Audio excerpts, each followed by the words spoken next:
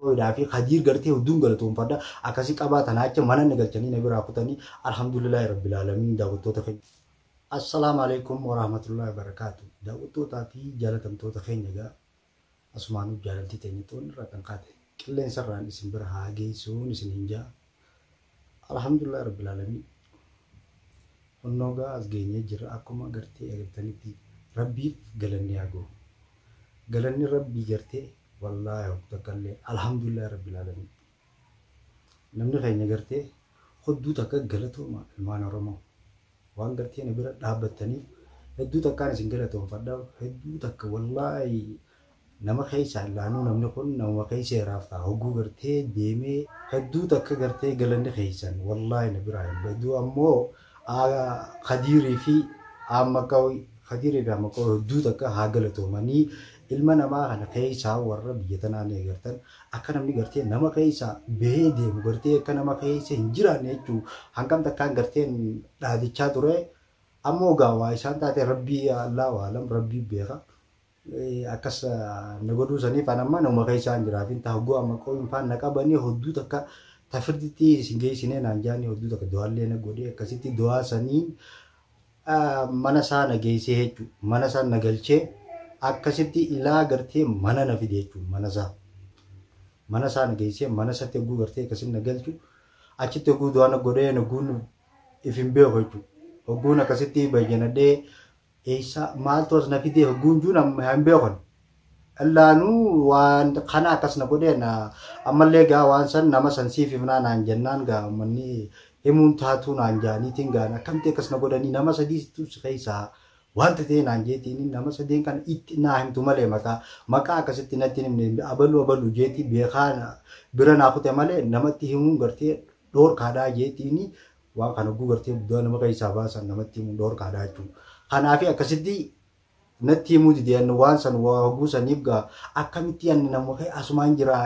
eenyuun na fidees jeetiin gaa balaa achitti illee wallahi waan hin taaneen gartee achitti dalagee mana. Amma kau isaan jechuun tafirtitti na qabanii namaa wajjin do'aana godhaa akkasitti arraan tana mana keenya na fidanii rabbi gartee isaanillee gartee hedduu takkaan galatoonfadha. Awoo cinqi walqitee wallahi woommaan gartee wanta jaan tunu cinqii fi maarree jaan gartee uumamni namaa deemuu takkaan gartee rabbiin isinitti katabuun boo nama gartee khayrii dalagu hoggu takkallee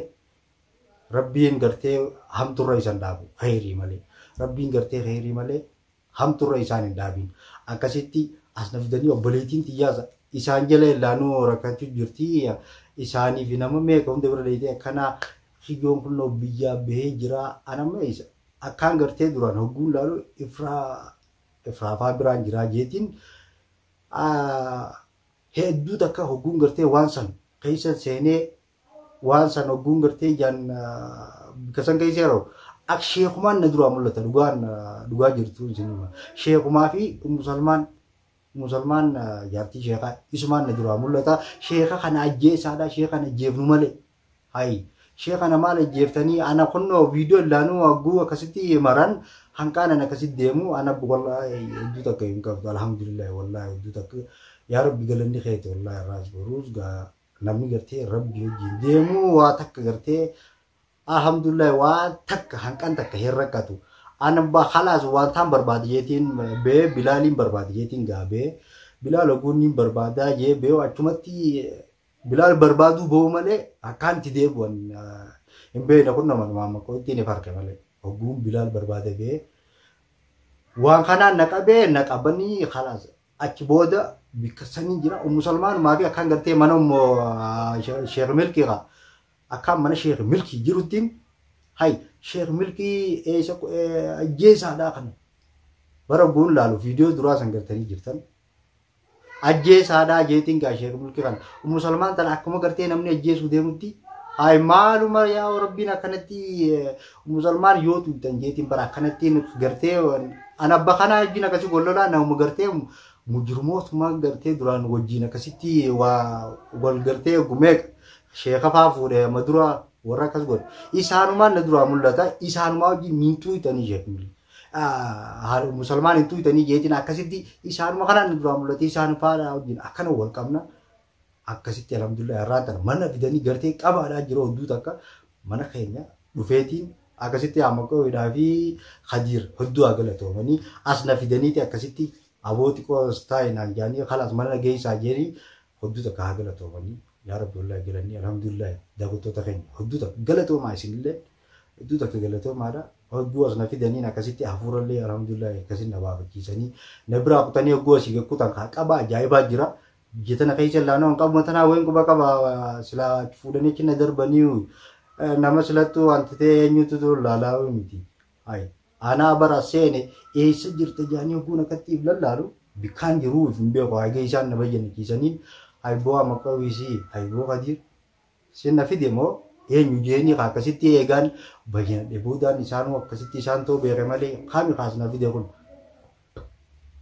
taakanaati mee daawwattoota keenya hedduu galatooma ilmi namaa akkasiin godhin qabu gartee waa tolchuutu nama dhiba malee waa balleessuun nama dhibdu Amakoo fi Khadiir akkasitti as na fidanii kunno Khadiir jubaa gubba beete laanoo akkanatti achi qabaa oguu isin biraa kutan an qabu matanaa qabaa jira fi kanaafuu ta'u laanoo akkana qabaa jira gadi beeni naan jaanii na bilbilanii jechuudha akkasittiin hogguun gartee Khadiir waan talaalu kunno qabaa ajaa'ibaa tana kana namoonni taraganii as keessa biyya Yaman sanaa tana keessa nama gartee guyyaa tokko guyyaa lama fa'aa dagachiisaniiti guyyaa kaan gisee namni qabaan jirtu jee gabbee taraganii kutanii eessan na ku jiran ilaa Jabuutii na ku jiran uummata keenya taakanaati gartee warri as keessa heerus hedduu takka ifee gaddaa jechuudhaafiin kanallee isinii kaase ifee gaddaadhaa isinis taakanaatiinis akkasitti mana keenya dhufee ifraa gaana kaa isin mana siitillee hin dhayne mana siitiinis gama maaliin godhaa jeetiin hay duuban kaana jiru isin tun eesirtii gartee warreen jettaniis isin allaanuu na jalaa gartee na barbaade jirti barbaade kiyya qaftaateeti akkasitti gaa yaaboo uummata keenya isiniitu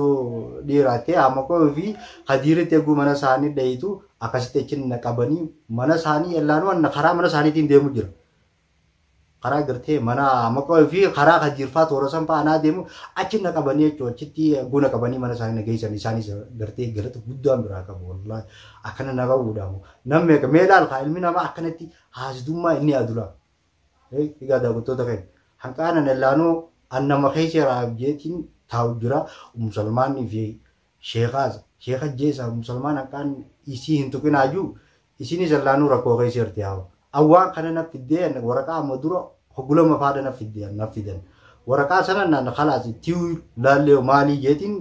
namaas ergeen anjaannatti erga laaleetumaan keessa kaadhee firraatti dhiisee sambooda booqiyya malee efiis hin agarree Amakoo hin faan isaa galatoomanii ilmi namaa Amakoo hin hedduu takka nama